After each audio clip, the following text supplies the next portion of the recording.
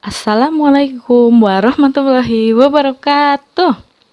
Bagaimana kabar anak-anak kelas 4 hari ini? Semoga selalu dalam keadaan sehat, sehat, sehat, dan sehat selalu. Jangan lupa bahagia ya. Sebelum kita mulai pelajaran pada hari ini, jangan lupa berdoa. Pada pembelajaran kali ini, kita akan belajar mengenai tema 4, subtema 3, pembelajaran 3 dan 4. Nanti ada pelajaran IPA, Bahasa Indonesia, PPKN. Di pelajaran IPA, kita akan belajar untuk mengelola sampah. Di pelajaran Bahasa Indonesia, kita akan menilai komentar terhadap kejadian dalam suatu dongeng. Kemudian pada pelajaran PPKN, kita akan mempelajari tentang pengamalan sila ketiga Pancasila dalam kehidupan sehari-hari. Diikuti ya, jangan di-skip. Benda-benda di sekitar kita yang sudah tidak berfungsi atau tidak terpakai tentu akan menjadi barang bekas. Bisa dibayangkan kan, banyak sekali manusia yang hidup di bumi ini dan menghasilkan barang bekas. Wah, nasib bumi jadi bagaimana ya? Nah, oleh karena itu, barang-barang bekas dan sampah dapat diolah dengan cara reuse, reduce, recycle, dan replace, atau biasa disingkat dengan 4R. Reuse artinya menggunakan kembali sampah yang masih dapat digunakan untuk fungsi yang sama atau fungsi yang berbeda. Misalnya, kaleng cat dapat dijadikan untuk pot, lalu bungkus minyak goreng dapat dijadikan untuk pot juga, koran bekas untuk sampul buku, nah seperti itu. Lalu reduce artinya mengurangi potensi benda yang telah digunakan menjadi sampah. Nah, hal ini dapat dilakukan dengan misalnya anak-anak membawa botol minuman ke sekolah. Nah, di sekolah di SD Tema kan juga diterapkan kebijakan untuk jajan membawa mangkok sendiri, piring sendiri. Nah, seperti itu. Kemudian recycle artinya mengolah kembali sampah menjadi barang atau produk baru. Nah, ini yang sedang digembor-gemborkan oleh pemerintah dan juga bisa dilakukan oleh anak-anak semuanya. Misalnya, mengolah sampah organik menjadi pupuk kompos. Sampah organik berasal dari apa? Tumbuhan. Pinter. Lalu, membuat prakarya dari koran bekas. Bisa dijadikan macam-macam ya.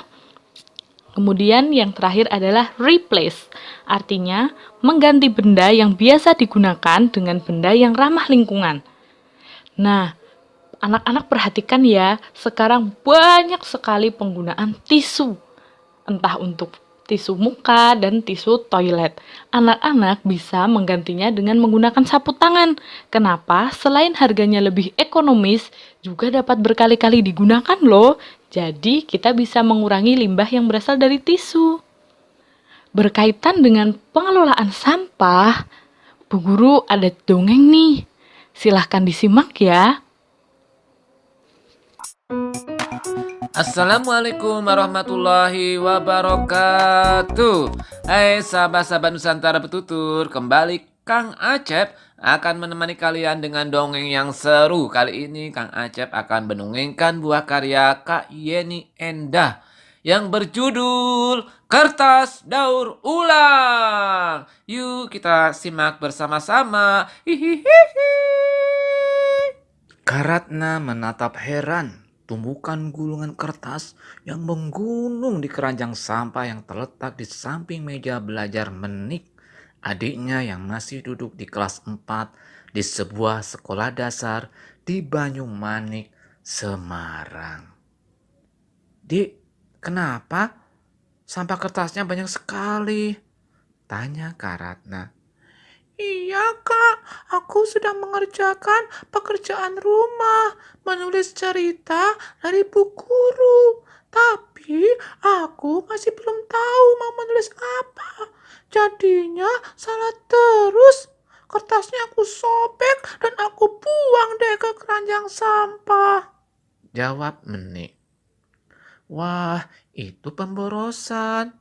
Tapi aku masih punya banyak buku kok kak, kata Menik sambil menunjukkan tumpukan buku tulis baru miliknya. Alangkah baiknya kamu menghemat penggunaan kertas, Dik.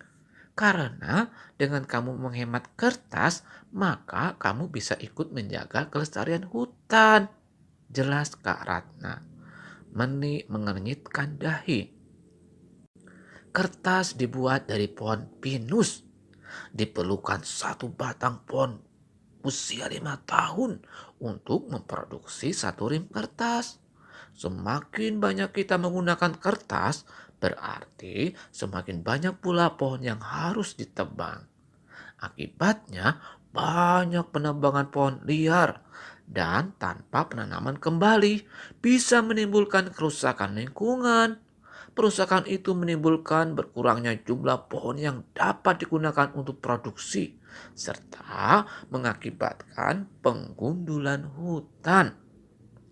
Jadi, jadi kita harus bijaksana dan hemat dalam menggunakan kertas ya Kak. Benar sekali. Ada banyak cara yang bisa kita lakukan untuk ikut menjaga hutan, terutama dalam penggunaan kertas. Bagaimana caranya, Kak? Meni penasaran dengan cara mendaur ulang kertas yang sudah tidak terpakai untuk diubah menjadi barang yang bermanfaat. Jelas Kak Ratna. Kak Ratna lalu mengambil kertas yang ada di keranjang sampah, mengguntingnya menjadi bagian-bagian yang lebih kecil. Kemudian sobekan kertas itu direndam di air panas sehingga menjadi bubur kertas. Meni memperhatikan kegiatan kakaknya dengan saksama. Setelah bubur kertas benar-benar halus, Kak Ratna lalu melakukan proses pencetakan kertas dengan menggunakan kasa. Permukaan kasa yang sudah penuh dengan bubur kertas kemudian dijemur sampai kering. 1 jam kemudian Kak Ratna memeriksa dan melepaskan kertas tersebut dari kasa. Wah, bisa digunakan untuk menulis lagi ya Kak? Tentu saja, selain bisa untuk menulis, kertas daur ulang ini juga bisa untuk membuat kerajinan. Dengan mendaur ulang kertas, selain ikut menjaga kelestarian hutan, kita juga bisa mengembangkan kreativitas. Menik mengangguk mengerti. Ia berjanji untuk lebih bijaksana dalam menggunakan kertas. Sebab menjaga kelestarian hutan bukan hanya menjadi tanggung jawab pemerintah atau para penjaga hutan saja, tapi tanggung jawab kita semua. Demikianlah yang dapat Kang Acep sampaikan pesan dongeng ini. Dengan mendaur ulang kertas, selain ikut menjaga kelestarian hutan, kita juga bisa mengembangkan kreativitas. Yuhu! Sampai jumpa lagi dengan dongeng-dongeng Nusantara bertutur. Hihihi.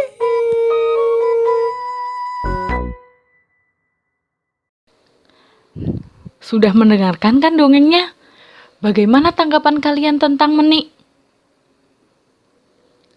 Anak-anak bisa menyampaikan isi dongeng dengan menggunakan peta pikiran. Untuk itu, kita perlu mengetahui judulnya, sifat tokoh, tempat, akhir cerita, awal cerita, tokoh, pesan moral.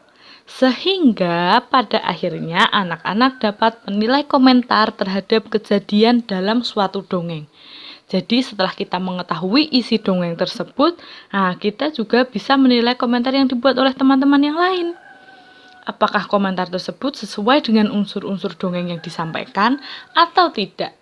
Jadi anak-anak akan dapat melihat dengan jelas sifat tokohnya bagaimana, pesan moralnya bagaimana, akhir ceritanya bagaimana, awal ceritanya bagaimana, cerita itu tempatnya di mana, tokohnya siapa saja. Jadi anak-anak akan lebih memahami inti dari dongeng tersebut. Dari dongeng anak kertas daur ulang yang telah kalian dengarkan, siapakah tokoh-tokoh yang ada di dalamnya? Pinter, ada Kak Ratna dan Meni. Kemudian, bagaimana awal ceritanya? Oh, pinter. Meni menghambur-hamburkan kertas karena Ada tugas, tapi dia tidak tahu harus menulis apa. Akhir ceritanya bagaimana?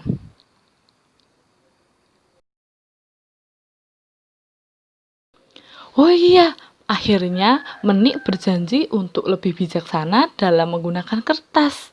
Betul sekali. Tempatnya kira-kira di mana ya? Kamar Menik. Betul sekali. Kemudian sifat tokohnya bagaimana?